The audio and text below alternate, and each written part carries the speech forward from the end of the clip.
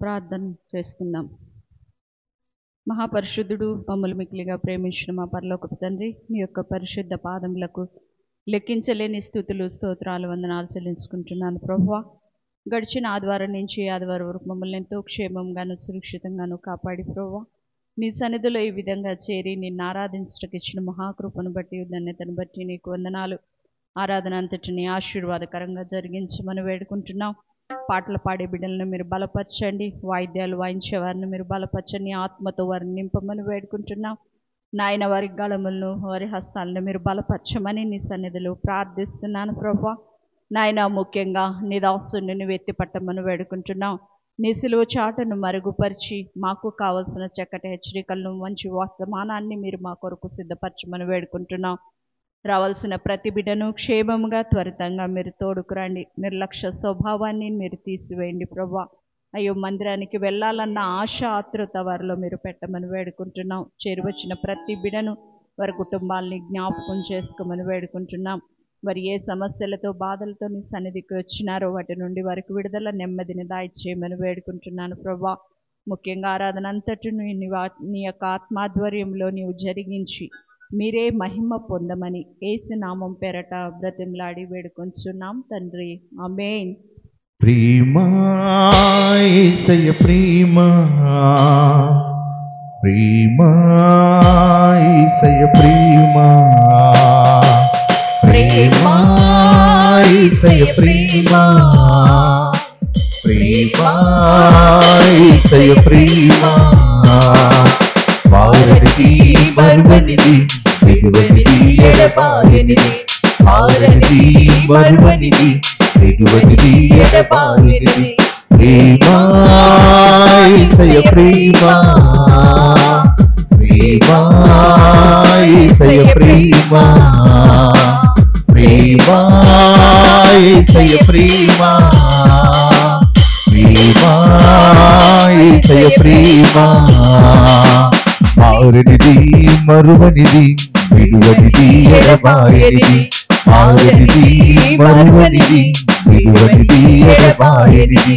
నేను మరచిన గాని నన్ను మరువనన్న ప్రేమ, నేను విడిచిన గాని నన్ను విడువనన్న ప్రేమ, నేను మరచిన గాని నన్ను మరువనన్న ప్రేమ, నేను విడిచిన గాని నన్ను విడువనన్న ప్రేమ. ఏడుస్తుంటే ఎత్తుకున్న ప్రేమ, తన కౌగిలిలో నన్ను హత్తుకున్న ప్రేమ. ఏడుస్తుంటే ఎత్తుకున్న ప్రేమ, తన కౌగిలిలో నన్ను హత్తుకున్న ప్రేమ. ప్రేమా యేసయ్య ప్రేమా, ప్రేమా యేసయ్య ప్రేమా, ప్రేమా యేసయ్య ప్రేమా, ప్రేమా యేసయ్య ప్రేమా. తల్లి మరచిన గాని నన్ను మరువనన్న ప్రేమ, తండ్రి విడిచిన గాని నన్ను విడువనన్న ప్రేమ, తల్లి మరచిన గాని నన్ను మరువనన్న ప్రేమ, తండ్రి విడిచిన గాని నన్ను విడువనన్న ప్రేమ. పడిపోతుంటే పట్టుకున్న ప్రేమ, తన కృపలో నన్ను నిలబెట్టుకున్న ప్రేమ. పడిపోతుంటే పట్టుకున్న ప్రేమ, తన కృపలో నన్ను నిలబెట్టుకున్న ప్రేమ. ప్రేమా యేసయ్య ప్రేమా, ప్రేమా యేసయ్య ప్రేమా, ప్రేమా యేసయ్య ప్రేమా, ప్రేమా యేసయ్య ప్రేమా. మారనిది మరువనిది, విడువనిది ఎడబాయనిది, మారనిది మరువనిది, విడువనిది ఎడబాయనిది. ప్రేమా యేసయ్య ప్రేమా, ప్రేమా యేసయ్య ప్రేమా, ప్రేమా యేసయ్య ప్రేమా, ప్రేమా యేసయ్య ప్రేమా. హల్లెలూయా హల్లెలూయా. యేసు రాజుగా వచ్చుచున్నాడు, భూలోకమంతా తెలుసుకుంటారు. యేసు రాజుగా వచ్చుచున్నాడు, భూలోకమంతా తెలుసుకుంటారు. రవికోటి తేజుడు రమ్యమైన దేవుడు, రవికోటి తేజుడు రమ్యమైన దేవుడు, నా రాజుగా వచ్చుచున్నాడు, నా రాజుగా వచ్చుచున్నాడు. యేసు రాజుగా వచ్చుచున్నాడు, లోకమంతా తెలుసుకుంటారు.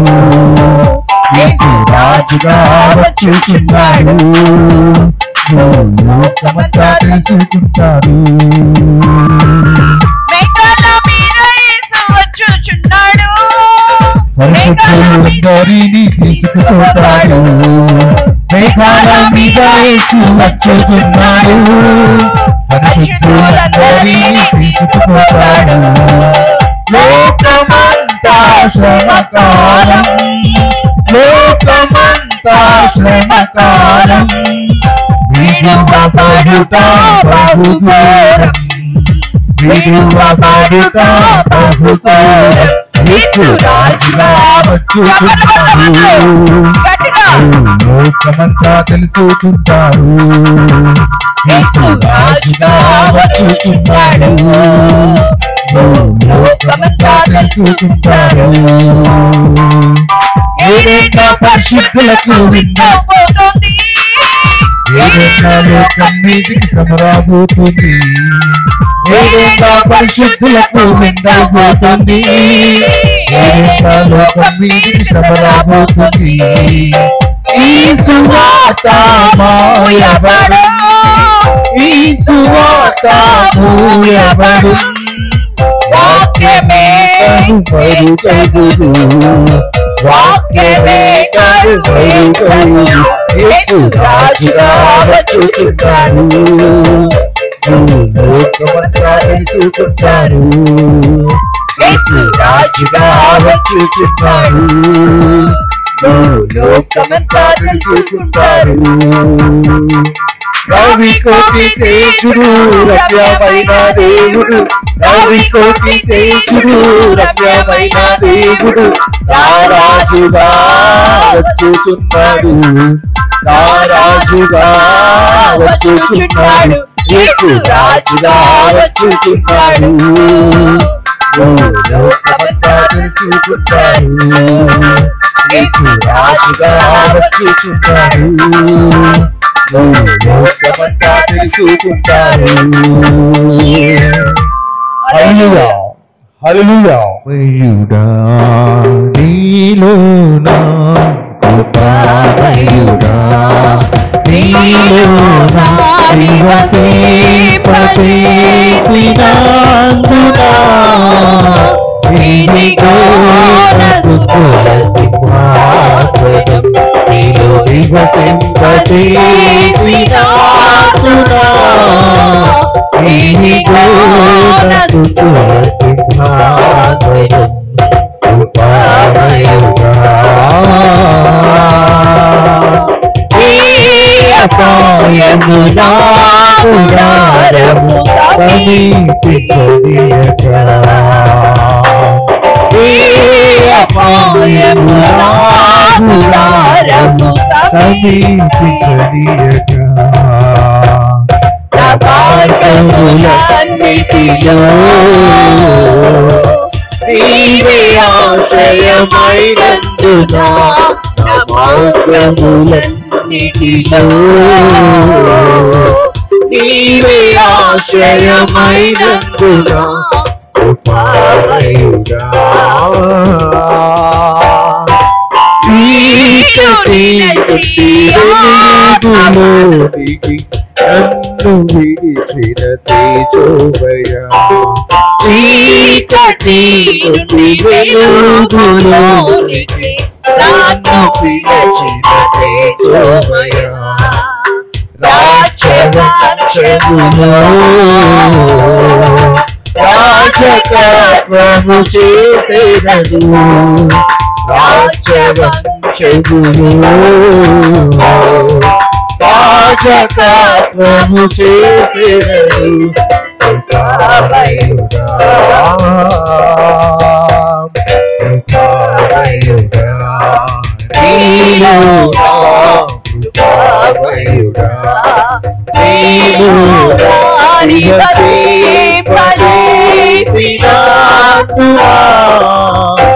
ఇదిగో వసుకుల సింహాసనం నీలో నివసింపజేసినానునా ఇదిగో వసుకుల సింహాసనం కృపామయుడా.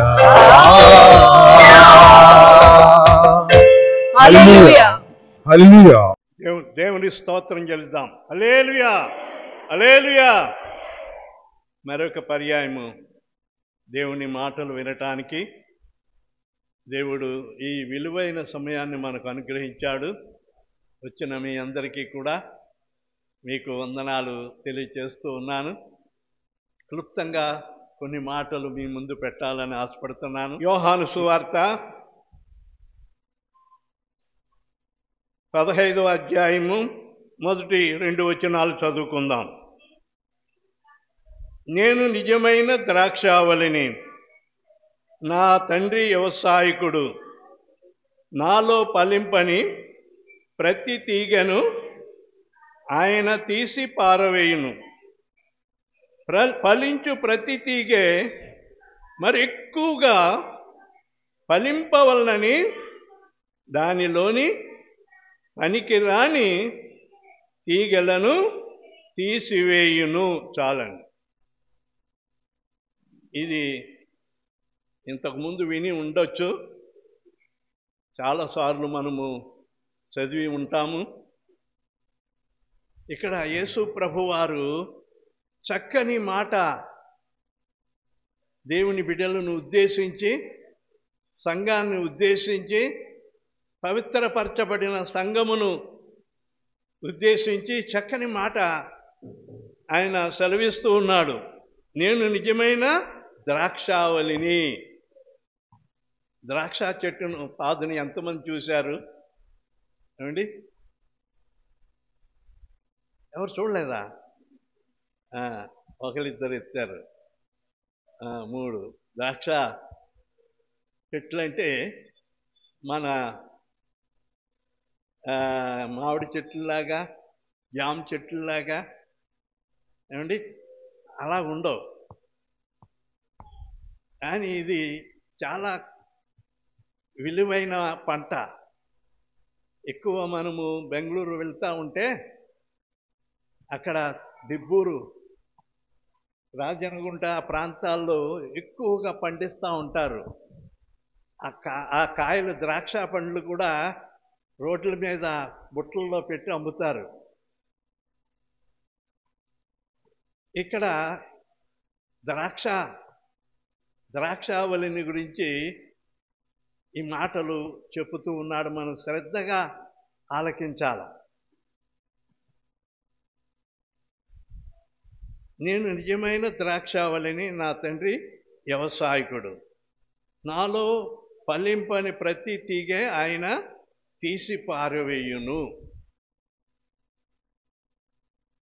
ఆయన యేసు ప్రభువారు ద్రాక్ష చెట్టు, ద్రాక్ష పాదు. ఆయన ద్రాక్ష చెట్టు అయితే మనమందరూ కూడా తీగలు. తీగలు పండుతాయా? చెట్టు పండుతుందా అండి? చెట్టు పండుతుందా? చెట్టు పండదు కదా. చెట్టులో నుండి వచ్చే తీగలు మాత్రమే అవి చక్కగా, వాటికి చాలా విలువైన పందిరి వేస్తారు. బురుజులు కట్టి చక్కగా తీగలతో మరి పందిరిలాగా వేస్తారు. ఇక్కడ పందిరి అంటారా, లేకుంటే ఏమంటారు దీన్ని? పందిరేనా అండి? బీర పాదుకి, మరి పొట్ల పాదుకి, చిక్కుడు పాదుకి, మరి అవి చెట్లకి ఎక్కించేస్తారు ఇవైతే. కానీ ద్రాక్ష పంట చాలా ఖరీదైన పంట కాబట్టి దాన్ని చాలా శ్రద్ధగా వారి దానిని పెంచుతూ ఉంటారు.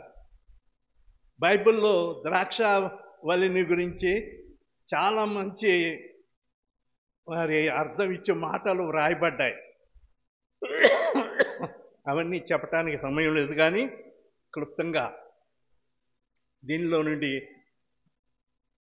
2-3 విషయాలు మనం తెలుసుకుందాం. ఈ తీగలు, ఆ ద్రాక్ష వల్లు ఎదిగే తీగలు మనం అన్నమాట అండి. మనలో మరి ఆయన ఆ యొక్క యజమానుడు, తండ్రి అయిన దేవుడు వ్యవసాయకుడు. రోజు దాన్ని పరీక్షిస్తూ ఉంటాడు. తీగలు ఎలాగ ఎదుగుతున్నాయి, ఎక్కడైనా వాడిపోతున్నాయా, ఎండిపోతున్నాయా, ఆయన పరీక్షిస్తాడు. దాన్ని చాలా జాగ్రత్తగా రైతు కనిపెడతాడనమాట అండి. పంట వచ్చే వరకు కూడా దాన్ని ఎంతో జాగ్రత్తగా కనిపెడతాడు. దానికి సరైన టైంలో ఎరువు వేస్తాడు, మరి నీళ్లు పెడతాడు.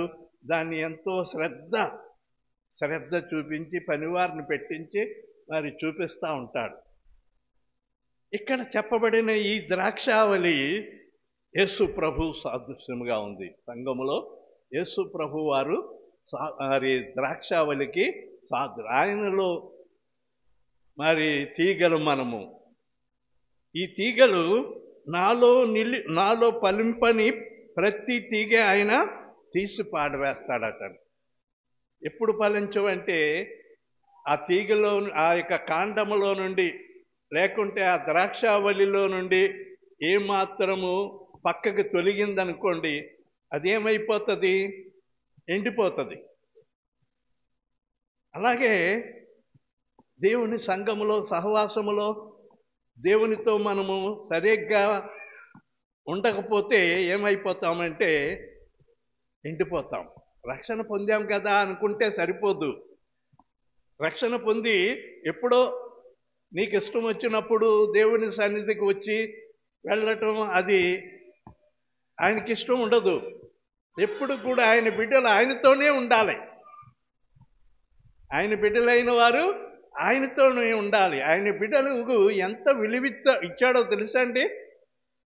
ఓ రహస్యాన్ని చెప్తాను. శనక్కాయలు ఎక్కడ పండుతాయి? శనక్కాయలు ఏమా, నేను అందరూ శనక్కాయలు చూసిన వాళ్ళే కదా. శనక్కాయలు పంట వేస్తారు. శనక్కాయలు ఎక్కడ ఏం లేలమ్మా, బుర్ర కింద పెట్టావు, పైన కాస్తాయా? ఏమండి, ఏడా లేదంట. మొన్నే శనక్కాయలు పట్టుకొచ్చి ఎత్తింది, పొలంలో పండిన. ఆ శనక్కాయలు భూమిలో పడతాయి. అవి భూ సంబంధమైన పంట. మరి ఈ ద్రాక్షకాయలు ఎక్కడ పడుతాయి? భూమి మీద చక్కగా పందిరేసి ఆ పైన కనపడ, పైన చూస్తూ ఉంటే ఆ పంట చక్కగా ఫలములు బాగా కనబడతాయి. ఈ ఆత్మ సంబంధమైన పంట ఇది. మనమంతా ఆత్మ సంబంధులు. నమ్మిన వారు దేవుని స్తోత్రం చెప్పండి. హల్లెలూయా. దేవుడు మనల్ని ఏర్పరచుకున్నాడు. లోకములో నుండి మనల్ని ప్రత్యేకించుకున్నాడు. ఆయనలో ఐక్యపరచబడటానికి మనలను ఆయన అమూల్యమైన రక్తము ద్వారా కొనుక్కుని ఆయనలో అంటుకట్టబడిన వారం మనము. అంటుకట్టబడడం అంటే తెలుసా అండి? సర్కారులో ఈ నర్సరీ ఉంటుంది. ఈ నర్సరీకి ఈ చెట్లకి గులాబీ పువ్వులు అంటు కానివ్వండి, మరి ఇంకా మామిడి అంట్లే కానివ్వండి, జాము అంట్లే కానివ్వండి, ఒక మామిడి చెట్టుకి అవి పులుపుకాయ చెట్టు అనుకోండి.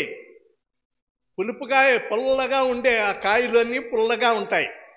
అలాంటి కొమ్మ తీసుకెళ్ళి మంచి తీయటి చెట్టుకి అంటుకట్టామనుకోండి, ఆ కొమ్మ ఇరిసి ఆ కొమ్మకి ఈ కొమ్మను కలిపి దాన్ని జాయింట్ చేసి ఒక 21 రోజు దానికి చక్కగా నీళ్లు తడుపుతూ దాన్ని జాగ్రత్తగా చూస్తే అవి ఏమవుతాయంటే వేర్లు వస్తాయన్నమాట అండి. వేర్లు వచ్చి ఆ చెట్టుకున్న సారం దీంట్లోకి వస్తుంది అనమాట. దీంట్లోకి ఈ కొమ్మలోకి, అందులో ఆ చెట్టు తీయటి చెట్టు యొక్క సారం అంతా దీంట్లోకి వస్తుంది. ఇది వేరే తెంచి ఎక్కడన్నా నాటామనుకోండి, ఆ చెట్టుకి ఏం కాయలు వస్తాయంటే తీయటి కాయలే వస్తాయి, కానీ పులుపు రావు. పులుపు చెట్టు అనేది పోయింది, విరిగిపోయింది. ఆ పులుపుతనం అనేది పోయింది. దానిలో ఏముంటుందంటే తీయదనం. ఎందుకంటే ఇది తీయని చెట్టుకి అంటుకట్టబడింది.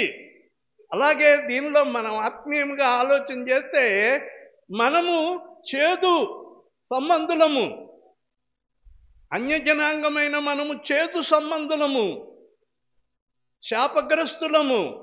అటువంటి మనలను తీసుకుని వచ్చి ఈ యేసయ్యకు అంటుకట్టబడ్డాం. దేవుని స్తోత్రం, హల్లెలూయా. ఆయనలో మనము అంటుకట్టబడిన తరువాత మనము ఆయనలో ఎదుగుతూ చక్కగా తీగలుగా మనము చెట్టును ఆ యొక్క పాదు, ఆ యొక్క పందిరిని అలుముకుంటూ చక్కని కాయలు కాస్తానికి ఆస్కారమైంది. ఇక్కడ అదే చెప్తున్నాడు. ఏమిటి మరి ఇక్కడ 2వ వచనంలో చెప్తున్నాడు, ఫలింపని ప్రతి తీగే, ఫలించు ప్రతి తీగే మరి ఎక్కువగా ఫలింపవలనని దానిలోని పనికి రాని తీగలన్నీ తీసివేస్తాడట.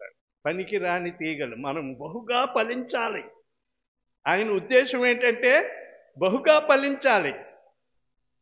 దేవుని కొరకు మనము ఫలించాల. దేవుని కొరకు ఫలించాలని మనలను ఆయన కట్టబడ్డాం. మనము ఆయనలో మనము నిలిచి ఉండాలి. ఆయనలో మనము నిలిచి ఉంటే మనం ఫలిస్తాము.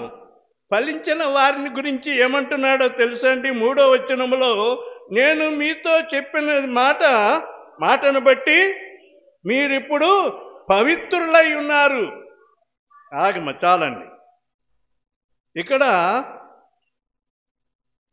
ఆయనలో నిలిచి మనము బహుగా ఫలిస్తాము. బహుగా ఫలించిన వారిని విషయంలో యేసు ప్రభు ఏమంటున్నాడంటే, నేను మీతో చెప్పిన మాటను బట్టి మీరిప్పుడు పవిత్రులై ఉన్నారు. మనము శాపం మనలో నుండి వెళ్ళిపోయింది. మనలో ఉన్న పులుపుతనం వెళ్ళిపోయింది. పులుపు అంటే పాపమునకు సాదృశ్యము. పులుపు అంటే చేదు. మరి ఎవరు ముట్టుకోరు పులుపు. ద్రాక్షాలు తినగలమా? పుల్లగా ఉంటే పళ్ళంతా పులిసిపోతాయని తినం. పుల్లటి మామిడికాయ తింటామా? తినలేము. ఏమండి, పులుపు అనేది ఎవరు ఇష్టపడరు. అదే చింతకాయే కానివ్వండి, అది పండిందనుకోండి, అది తీయగా ఉంటే దాన్ని తెంపుకుని మనం తింటాం. మామిడికాయ కూడా తీయగా ఉంటే దాన్ని కోసుకుని తింటాము, ఇష్టపడతాము. అదే పులుపును ఎవరు ఇష్టపడరు. పులుపు లోకమునకు సాదృశ్యము, శాపమునకు సాదృశ్యము. అయితే దేవుని బిడ్డలు ఎలాగుండాలట? ఏమండి, దేవుని బిడ్డలు పరిశుద్ధముగా ఉండాలి. పరిశుద్ధమైన జీవితము కలిగి ఉండాలా. అదే ఇక్కడ చెప్తున్నాడు. నేను మీతో చెప్పిన మాటను బట్టి మీరిప్పుడు పవిత్రులై ఉన్నారు. నమ్మిన వారు దేవుని స్తోత్రం చెప్పండి. హల్లెలూయా. మనం పవిత్రులమా అపవిత్రులమా? మనలో డౌట్ ఉండకూడదు. క్రీస్తు బిడ్డలం మనము. నమ్మిన వారు దేవుని స్తోత్రం చెప్పండి. ఊరికే చేతులు ఎత్తకూడదు. నిజంగా హృదయపూర్వకంగా నేను దేవుని బిడ్డను, క్రీస్తు బిడ్డను, క్రీస్తు రక్తంలో కడగబడ్డాను, క్రీస్తు నా యొక్క పాప జీవితాన్ని కడిగి వేశాడు, నేనిప్పుడు పవిత్రురాలను, పవిత్రుడను, పవిత్రమైన కన్యకు, ఏమండి, కన్యకు సాదృశ్యముగా ఉన్నాము. ఆయన వరుడు, ప్రభువైన యేసుక్రీస్తు వారు వరుడై ఉన్నాడు. కన్యక కొరకు ఆయన అతి వేగముగా రాబోతున్నాడు. భూమి మీద కన్యకను ఆయన ప్రదానం చేసుకున్నాడు. ఆయన విలువైన రక్తము ద్వారా మనలను కొనుక్కున్నాడు. ప్రదానం చేసేటప్పుడు ఏం చేస్తారండి అమ్మా? మీరు చెప్పండి. ప్రదానం చేసినప్పుడు ఏం చేస్తారు? పెళ్లి కొడుకు వాళ్ళు ఏం చేస్తారు? పెళ్లి కొడుకు తెస్తాడా సీర, పెళ్లి కూతురు తెస్తుందా? చెప్పండి. అది మీకు తెలీదా? ఒక్క శాస్త్రం అంటారు కదా. ప్రధానం అంటే బైబిల్లో మాట. అది ఒక్క శాస్త్రం అంటే లోక సంబంధమైన మాట, మంచి మాట అంటారు. మంచి మాట మాట్లాడుకునేటప్పుడు అమ్మాయిని చూసుకుని ఇష్టపడి మేము చేసుకుంటాము అమ్మాయిని అని చెప్పి మంచి మాట, అది మంచి మాట. ఆ మంచి మాట ఊరికే మంచి మాట చెప్తే సరిపోతుందా ఏమండి? మేము చేసుకుంటామని చెప్పి వెళ్ళిపోతే ఏమో చేసుకుంటారో లేదో, అడ్వాన్స్గా ఏదైనా ఇవ్వాలా. అడ్వాన్స్గా మేము చేసుకుంటాము, అమ్మాయి మాది. ఒక సంతలోకి వెళ్ళి ఒక గొర్రెను తెచ్చుకోవాలనుకున్నాం అనుకోండి. ఆ గొర్రెను తీసుకోవాలనుకున్నప్పుడు వెంటనే ఏం చేస్తారు? నీకు ఇష్టమైతే ఆ గొర్రెకి ఆ దళారికి ఏం చేస్తారు? ఒక 100 రూపాయలు చేతిలో పెట్టేస్తారు. 100 రూపాయలు వాడు ముట్టుకున్నాడంటే మన మాటకి కట్టుబడిపోవాలన్నమాట. ఇక లేదు వాళ్ళకి ఇచ్చేసానంటే వదలు. నీ ముందు ఇచ్చేసావు, నీకు మాట తీసుకున్నా, నీవు ఇచ్చేసావు, నీవు అడ్వాన్స్ ఇచ్చేసావు కనుక అది నీది. తర్వాత ఎంతమంది ఎన్ని ఎక్కువ డబ్బు పెట్టినా అది కాదు. ఎవరు కూడా ఒప్పుకోరు. 10 మందికి చెప్తే అని వస్తారు. మాట అయిపోయిన తర్వాత ఎలాగిస్తావయ్యా అని చెప్పి అంటారు. కనుక యేసు ప్రభు కూడా ఏం చేశాడంటే ఆయన విలువైన రక్తాన్ని మన కొరకు ఆయన ఏమండి ధారపోశాడు. రక్తం ద్వారా మనల్ని కొనుక్కున్నాడు. మనల్ని ఆయన సొత్తుగా చేసుకున్నాడు. నమ్మిన వారు దేవుని స్తోత్రం చెప్పండి. హల్లెలూయా. మనం ఎవరి సొత్తు ఏమండి? దేవుని సొత్తు.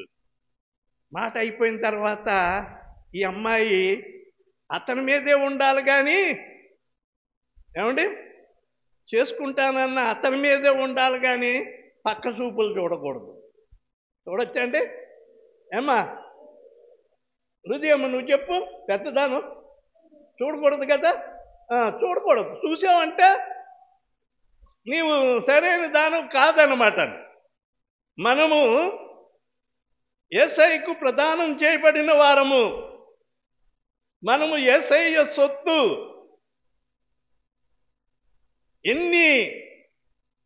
సాతాను ఎన్ని రకాల మంత్రాలు వేసినా, ఎన్ని మాయలు చెప్పినా, లోకము ఎన్ని రకాలుగా నిన్ను పడగొట్టాలన్నా లేదు, అయిపోయింది.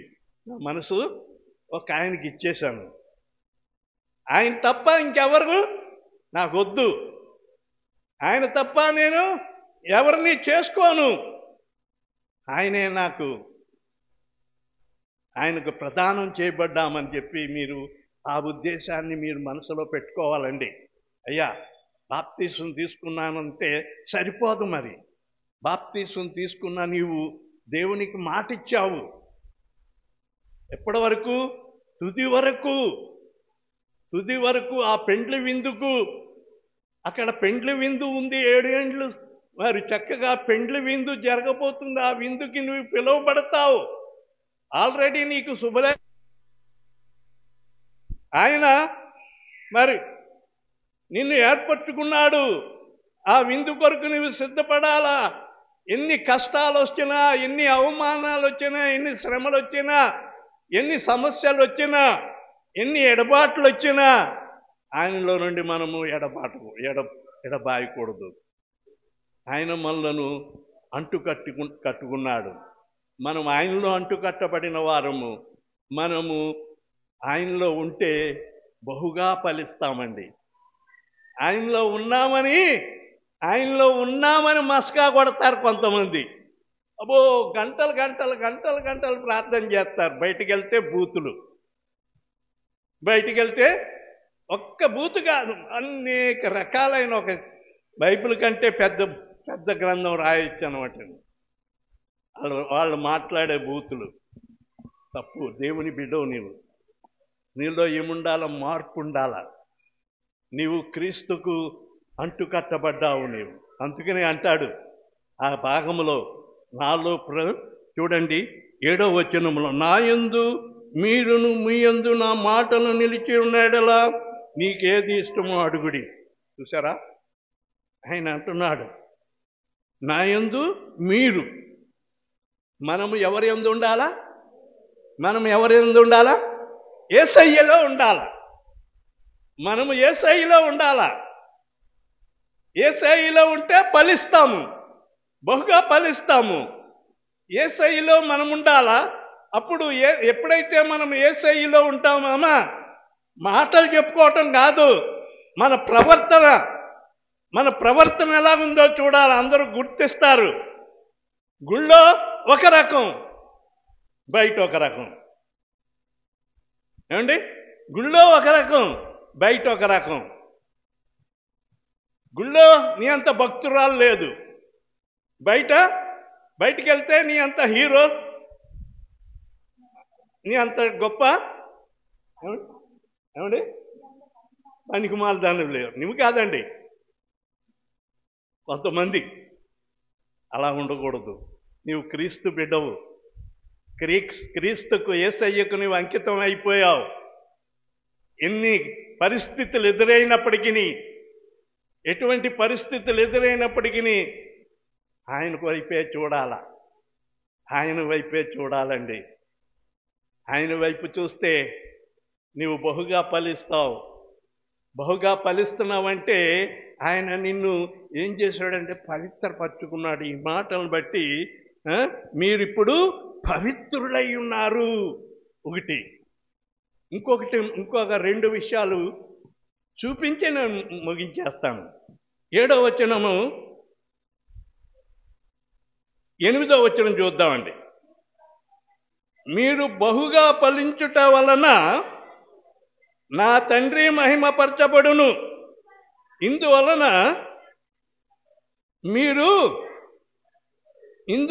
మీరు నా శిష్యులగుదురు. చాలండి.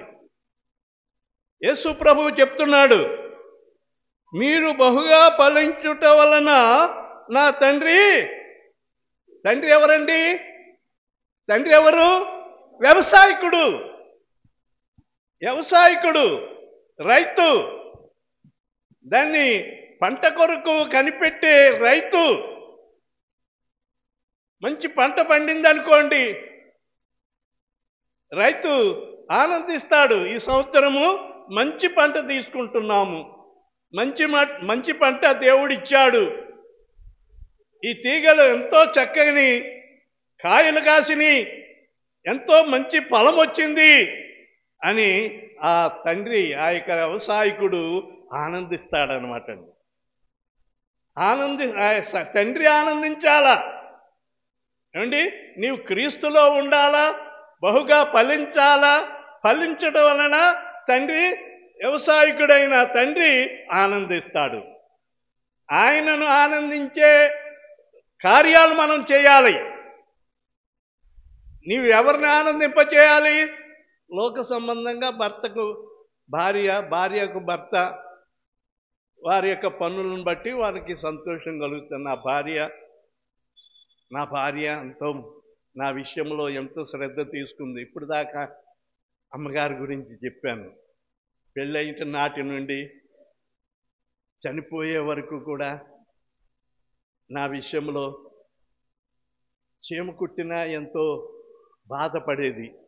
తనకేమైనా పర్వాలేదు కానీ నా భర్త బాగుండాలి. అలాగే భర్త కూడా ఏమనుకోవాలంటే నా భార్య బాగోవాలి. అలాగా మరి ఆ యొక్క సంబంధము ఉన్నప్పుడే ఆ కుటుంబంలో ఎటువంటి అలజడులు రావు, ఎటువంటి శోధనలు రావు. అది ఆదర్శ కుటుంబముగా ఉంటుంది. ప్రియమైన వారలారా, మన తండ్రి, మన పరమ తండ్రి మనందరినీ కూడా చూసి ఆనందించాల. మనందరినీ చూసి ఆయన బిడ్డలం మనము, క్రీస్తు ద్వారా మనము ఆయనకు సమీపస్తులమయ్యాము. క్రీస్తు రక్తము ద్వారా మనలను ఆయనకు సమీపస్తులుగా చేశాడు. మనము ఆయన సొంతము. తండ్రి మనల్ని చూసి ఆనందిస్తాడట, మహిమపరచబడతాడట. ఎప్పుడైతే తండ్రిని మహిమపరిచారో అప్పుడు మీరు ఏమవుతారటండి? ఆయనకు శిష్యులు అవుతారట. శిష్యులు అంటే శిష్యురాండ్లు. మీరు ఆడవాళ్ళు శిష్యురాండ్లు, మగవాళ్ళు శిష్యులు. శిష్యులకి, గురువుకి శిష్యులకి ఎంత సంబంధం ఉందో తెలుసండి? యేసు ప్రభు వారు తన శిష్యులను వెంట పెట్టుకున్నాడు. ఎక్కడ ఆయన ఉంటే అక్కడే శిష్యులు ఉండేవారు. ఆ శిష్యులకు ఎంతో ఘనత కలిగింది. ప్రభువునికి వచ్చిన ఘనత శిష్యులకు ఇవ్వబడింది. యేసు ప్రభువుని ఎంత మరి ఘనపరిచారో అలాగే శిష్యులకు కూడా ఆ ఆధిక్యత దొరికింది. ఎవరిని బట్టి? గురువు గారిని బట్టి, యేసయ్యను బట్టి. శిష్యులను ఏం చేశాడు యేసయ్య? వారికి అధికారం ఇచ్చేశాడు. నా అధికారము మీకు ఇచ్చేస్తున్నాను. నేను ఏమేమి చేశానో వాటికంటే మీరు గొప్ప కార్యాలు చేస్తారు. దేవుని స్తోత్రం, హల్లెలూయా. నేను ఇవే చేశాను కానీ వీటికంటే గొప్ప కార్యములు మీరు చేస్తారని తన శిష్యులకు యేసు ప్రభు చెప్పాడండి. మరి చేశారా అండి? చేశారు. చనిపోయిన వారిని కూడా లేపారు. ఆయన వాళ్ళ నీడ పడితే రోగులు బాగుపడ్డారు. ఒక రుమాలు తీసుకెళ్ళి ఆ రోగి మీద, చనిపోయిన వారి మీద వేస్తే వాళ్ళు బ్రతికారు. దేవుని స్తోత్రం, హల్లెలూయా. శిష్యులకు ఆ యొక్క ఆధిక్యత దేవుడు ఇచ్చాడు. కనుక మనము శిష్యురాలుగా ఉండటానికి దేవుడు మనలను ఉద్దేశించి ఉన్నాడు. ఆయన మూడవదిగా 15వ వచనం చెప్పి నేను ముగించేస్తానండి. 14 చదువమ్మా.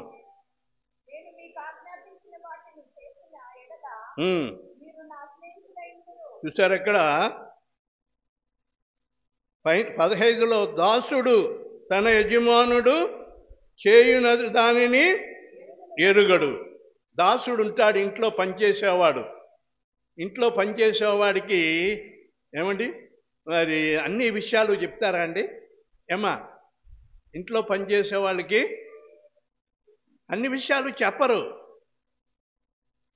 ఇంట్లో విషయాలు దాసులకి, పని వాళ్ళకి చెప్పరు.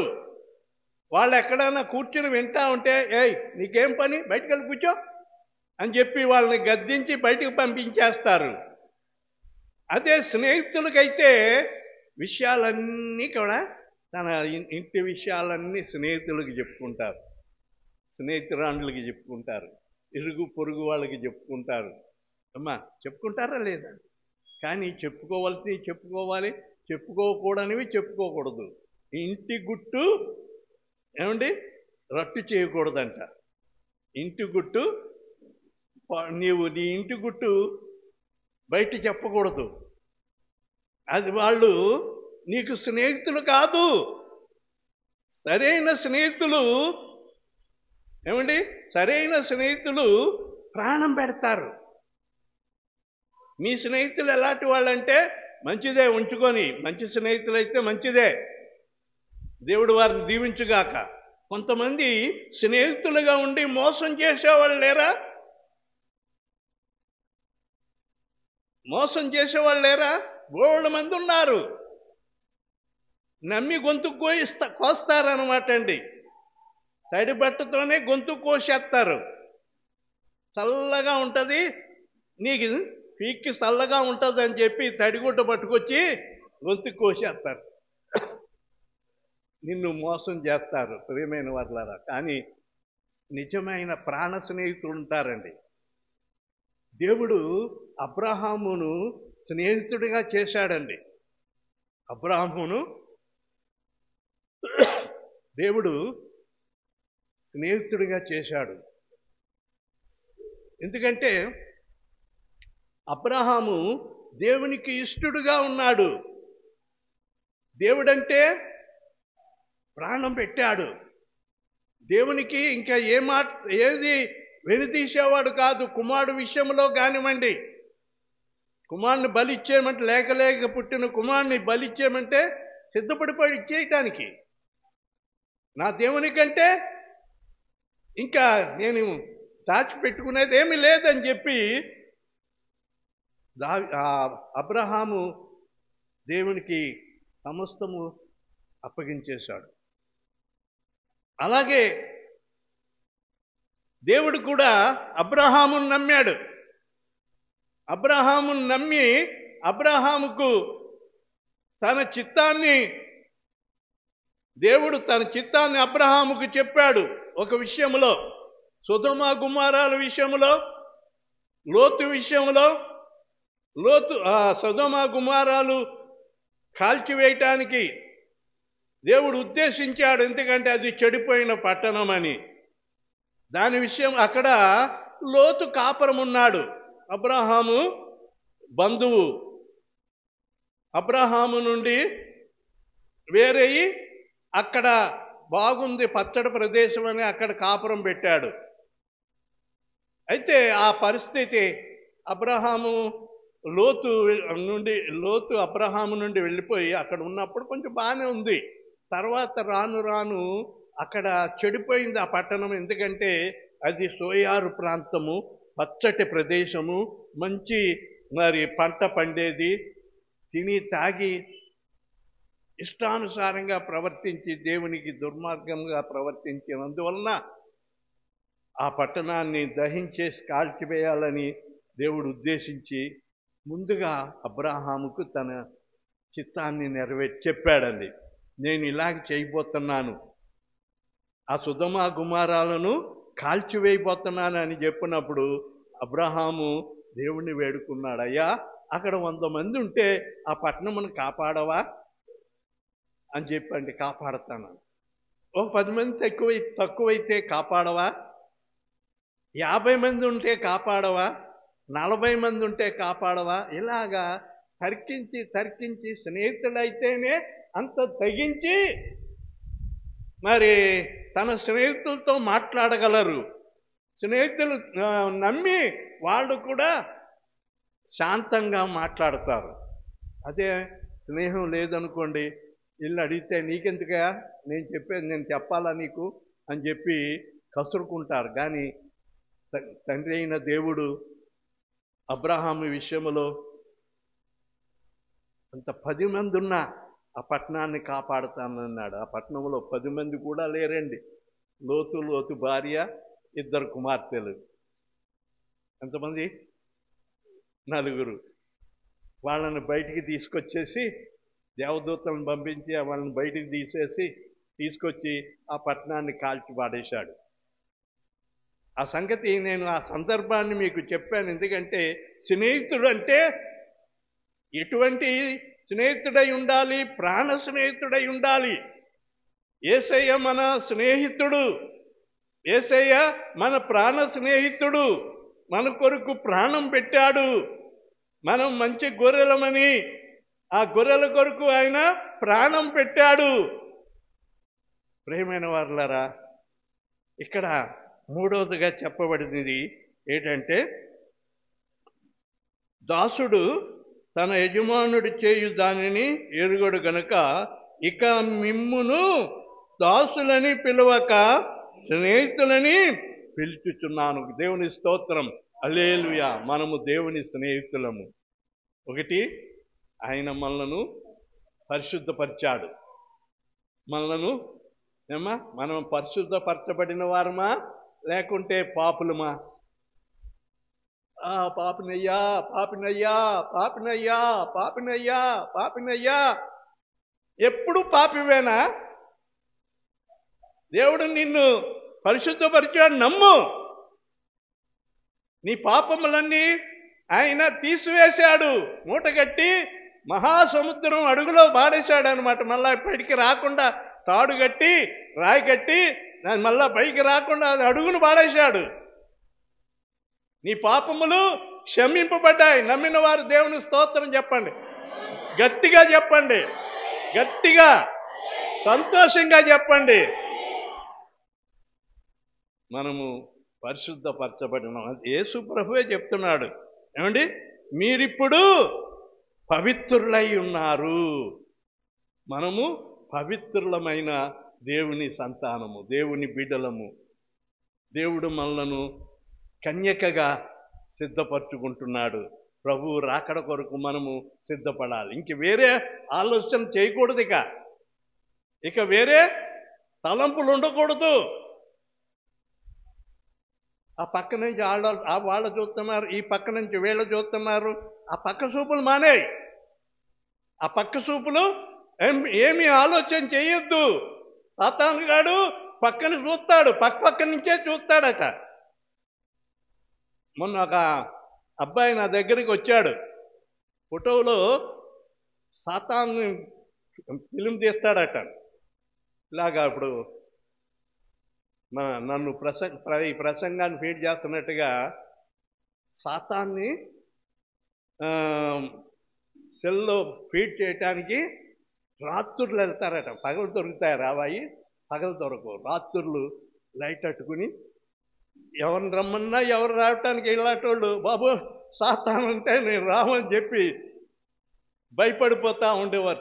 వాళ్ళకి చెప్పకుండా జాగ్రత్తగా పలానా చోటకి వెళ్దామని చెప్పి తీసుకెళ్ళి చేస్తూ ఉంటే అవి పక్క నుంచి చూసి పక్కకు తప్పుకుంటాయంట. నాకు తెలియదు, వాళ్ళు చెప్తా ఉంటే ఎలాగ కనబడతాయంటే నల్లగా ఉంటాయి. అవి పక్క నుంచి చూస్తాయంట. మా సీటు బాబు చూశాడు ఒకసారి.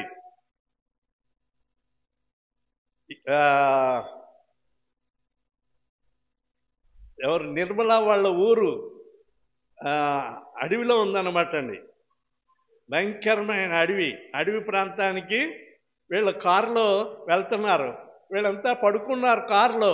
డ్రైవింగ్ చేస్తున్నాడు స్వీటీ. 3 కిలోమీటర్ ఇక్కడి నుంచి కిరికేరా వరకు కూడా సమాధులే. ఆ రూటు సింతూర్ అని ఉంటుంది. ఘాటి ఎక్కాలి, పెద్ద ఘాటి. ఆ ఘాటిని చుట్టూ తిరిగి నేను 2 సార్లు 3 సార్లు వెళ్ళాను. బస్సులో వెళ్ళాను అనమాట అండి. అక్కడ సేవ కొరకు అక్కడికి వెళ్ళాను. ఆ ప్రాంతానికి వీళ్ళు వెళ్తూ ఉంటే నిజంగా వాళ్ళు చెప్తుంటే నాకు తెలుసు, నేను చూశాను. అన్ని సమాధులే, భయంకరమైన సమాధులు అనమాట అండి. ఎటువంటి భయంకరమైన సమాధులు అంటే ఒకరినొకరు చెడుపులు పెట్టుకుని ప్రాణాలు తీసేస్తారనమాట అండి. అటువంటి సమాధులు. వాళ్ళు దయ్యాలయ్యి రోడ్ల మీద తిరుగుతూ ఉంటాయి అర్ధరాత్రిలో. వీళ్ళు అర్ధరాత్రిలో సినుకులు పడుతున్నాయి. ఎక్కడ ఆపటానికి ఏ ఊరు లేదు. రోడ్డే, అన్ని సమాధులే. సమాధుల్లోంచి వెళ్తూ ఉంటే ఒక్కొక్కటి ఇలా పరిగెడుతుందట కారుకి అడ్డంగా. అని చెప్తా ఉంటే నా ఒంట్లో ఉన్న రోమాలు నిక్కబొడుతూ ఉన్నాయి. ఆడికి ఎంత ధైర్యం వచ్చేసిందో. ఒకవేళ వీళ్ళ ఎవరికైనా చెప్పితే భయపడిపోతారేమో అని చెప్పి వాళ్ళకి ఎవరికి చెప్పకుండా వాడే ధైర్యం తెచ్చుకుని మొండి ధైర్యం తెచ్చుకుని డ్రైవింగ్ చేసుకుంటూ ఊరి దగ్గరికి వెళ్ళిన తర్వాత విషయం చెప్తే వాళ్ళు భయపడిపోయారట. భయంకరమైన దయ్యాలు ఉన్నాయి. అది దుష్ట శక్తులు. ఆ దుష్ట శక్తులు ఏం చేస్తామంటే మనల్ని మాయలో పడేయటానికి మరి భలే విచిత్రమైన కంటికి కనబడతా ఉంటాయి అన్నమాట అండి. మాయ చెప్తా మోసం చేస్తూ ఉంటాయి. మనలను భక్తిలో నుండి తొలగించడానికి చాలా ప్రయత్నాలు చేస్తాయి. అయితే ప్రియమైన బిడ్డ, నీవు దేవుని ద్వారా పవిత్రపరచబడ్డావు, దేవునికి అంకితం చేయబడ్డావు. మనము దేవుని వారము, దేవుని సొత్తు. దేవునికే గాని మరి ఎవరికి ఈ మనసులో ఎవరికి చోటు ఉండదు. నా గుండెల్లో నా మొగుడిని పెట్టుకున్నాను, నా భర్తను నా గుండెల్లో పెట్టుకున్నాను. ఒట్టిదే, అంతా ఒట్టిదే.